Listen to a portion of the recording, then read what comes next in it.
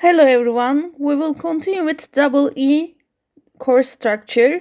The dimensions are given and we have the symmetrical core shape and our winding is located on the middle leg. So we have three parts and on the middle side we will start with the circuit magnetomotive force, which will be represented by N times I.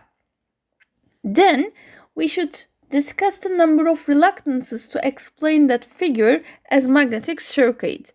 So in each leg, we have one air gap. So as we discussed previously, because of the relativity permeability differences, we have to use individual reluctances for the air gaps.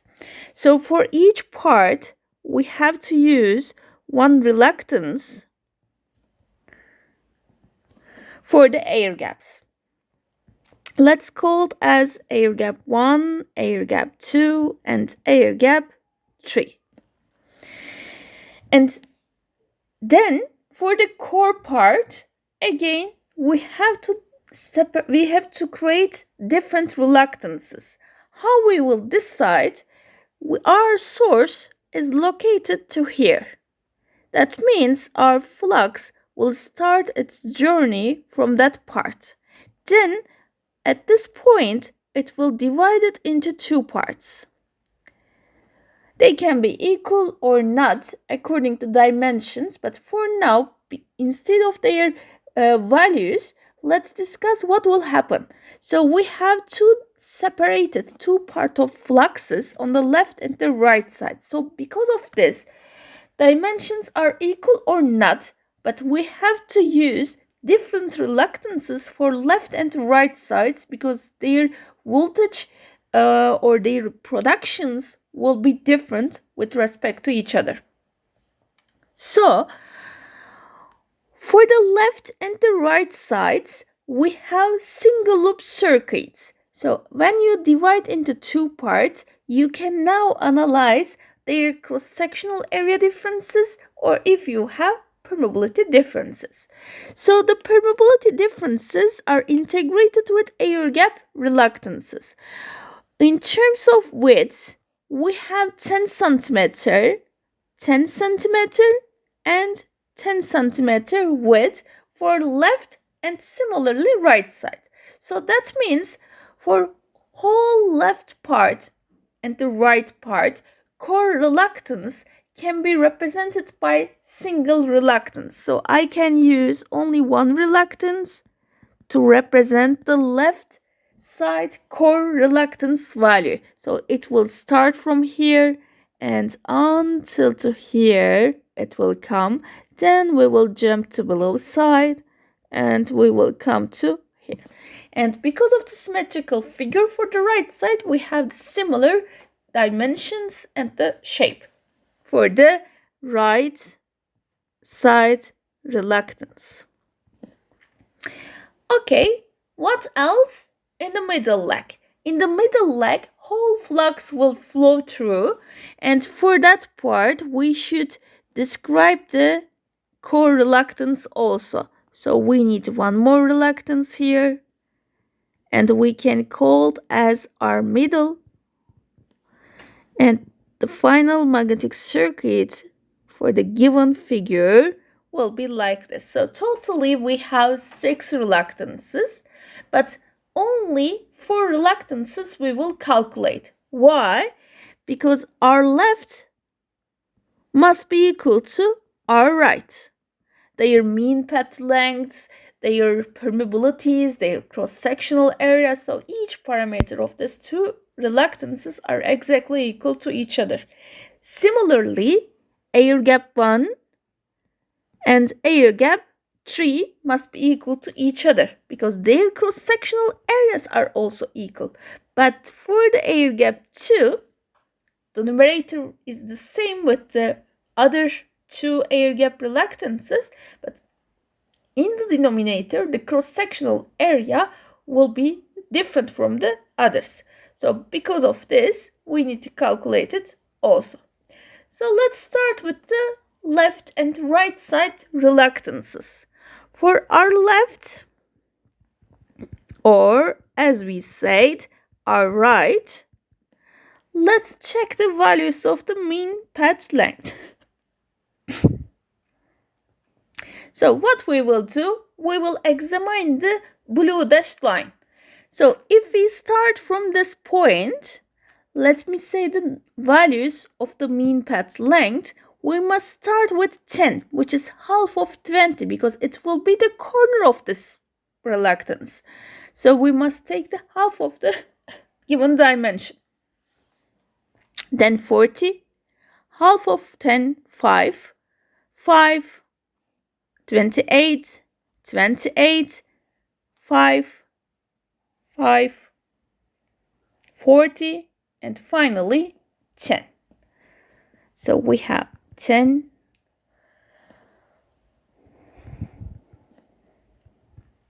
5, 5, then we are going to down with 28, 28, then 5 and 5 for the below side left corner.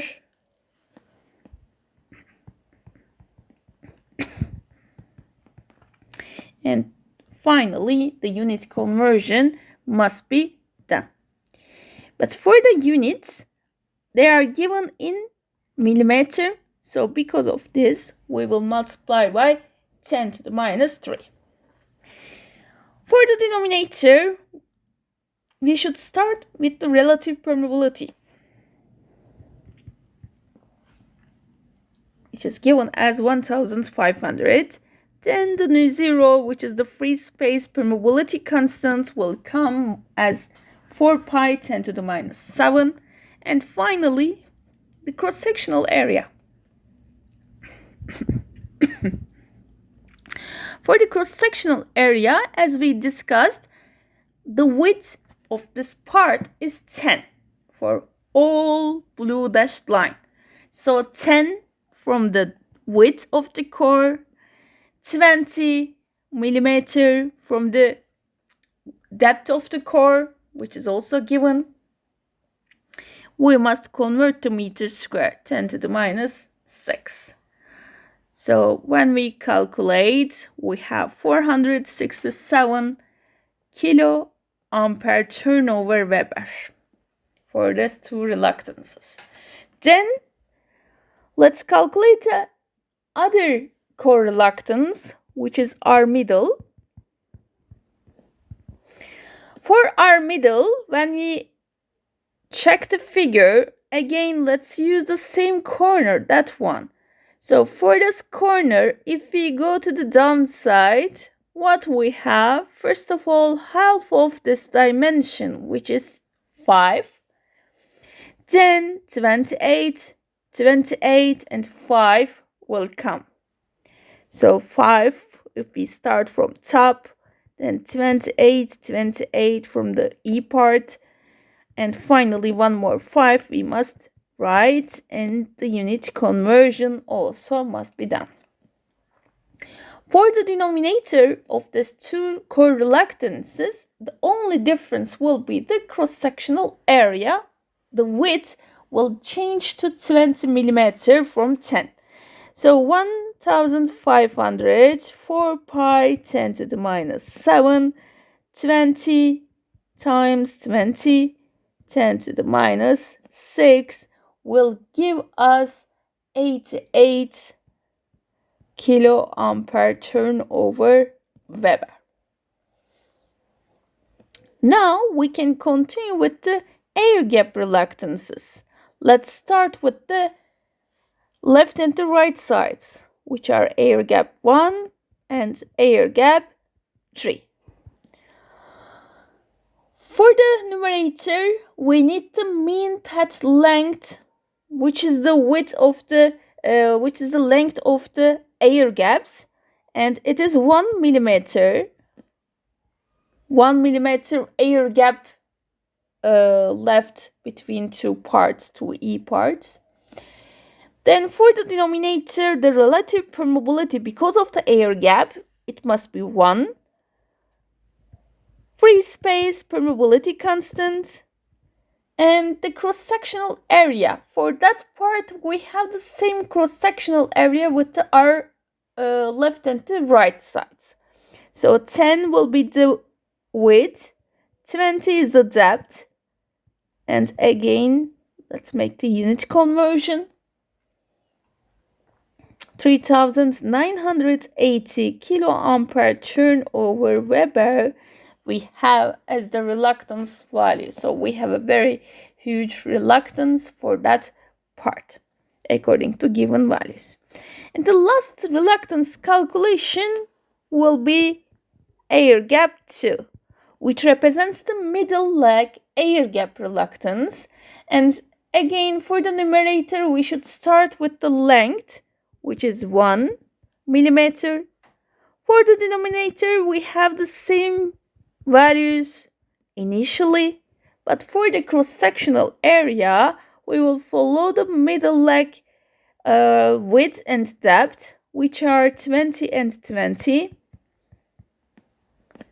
The unit conversion will give us 1990 kiloampere turnover Weber. Now we know the total reluctance parts.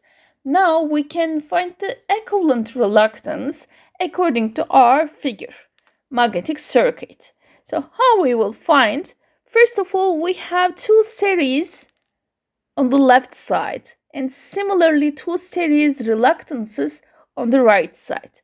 And before the source, they are connected. The left and the right sides reluctances are connected in parallel with respect to source.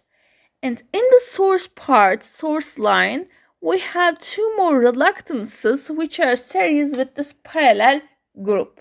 So briefly, we can write this total reluctance of the circuit as R middle on the middle side core reluctance and R air gap 2.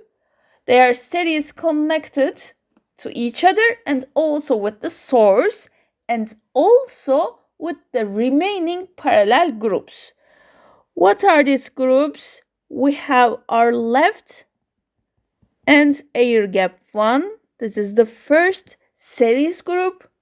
Then this is parallel with our right and air gap 3.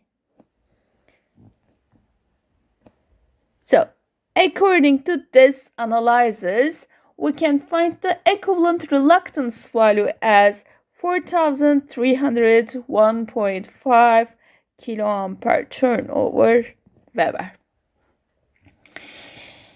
And from here, we know the total reluctance of this system, and we know the number of turns and the applied current to the winding. So we can determine the value of total flux. For this example, the winding is located on the middle leg. So because of this, phi middle or phi total, we can write. So they are equal to each other, and our equation will be Ni over R total. N is 1000. I is 1 ampere. These two parameters are given initially. For the denominator, according to our calculation, we have 4301.5 kiloampere turnover Weber. So from here, we can find 0.23 milliweber for the total flux. After that, what can we do? We can calculate the left and the right side fluxes. So as we discussed previously, we have a connection point of left and the right side of the magnetic core. So we will produce the flux here, phi total or phi middle, and it will divide it into two parts, phi left and phi right will flow through the circuit. And according to our knowledge from the electric circuits fundamentals, we can write the total production on the left and the right sides by using the Kirchhoff's voltage law, for example. So on the left side, we have air gap 1 and air left side core reluctance. So this is the total reluctance for the left side.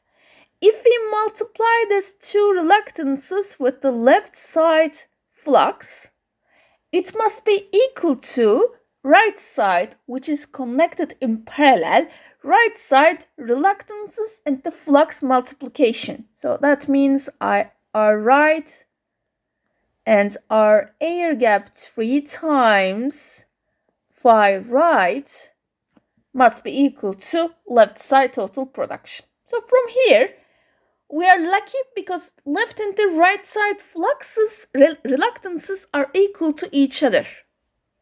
So simply, we can say phi total will be divided into two parts. If our parameters are different, if our values on the left and the right side reluctances are different, we need to analyze this expression in detail. But for this example, if air gap 1 left is exactly equal to right and air gap 3 addition, so we can say phi total must be equal to phi left and phi right. And from here, phi left is equal to phi right, and it must be equal to total over 2. So that means 0.115 milliweber will be the left and the right side fluxes. Okay, now let's calculate the magnetic field density, which is B. So for the B calculation, let's examine the air gaps. So for air gap 1 and air gap 3, which are the left and the right side air gap values. So what we have, flux over cross-sectional area as the general expression. So we can write left over air gap 1, or it will be equal to right over air gap 3.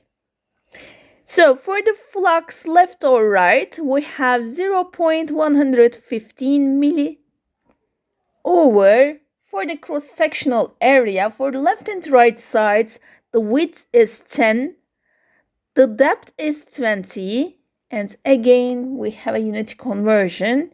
So we have 0.575 Tesla for the left and the right sides.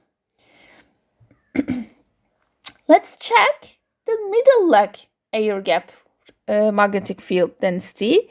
That means B air gap 2, magnetic field density value of the middle leg air gap.